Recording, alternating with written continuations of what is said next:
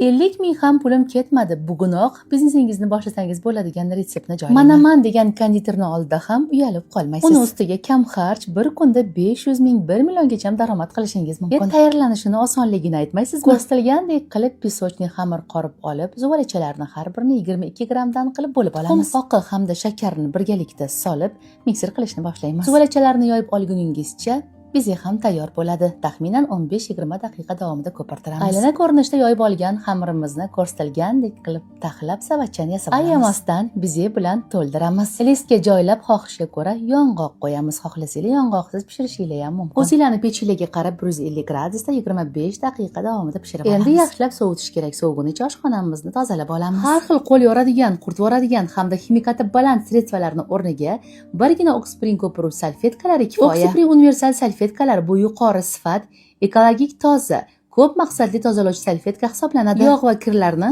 osonlik bilan ketkazadi. Idish tovoqlarni yuvish, chang va kirlarni artish uchun juda qulay. Salfetka mebel, oshxona jihozlari, boshqa yuzalar uchun xavfsiz bo'lib, ularni shikastlamaydi. Qo'l terisiga zarar yetkazmaydi, kundalik foydalanish uchun ideal. Oshxonamiz top-toza, endi shirinlikka qaytamiz. Sovigan shirinlik ustidan shakar uppasini sepamiz. Retsept tayyor. Retsept yoqqan bo'lsa, Nodirangizni duo qilishni unutmang.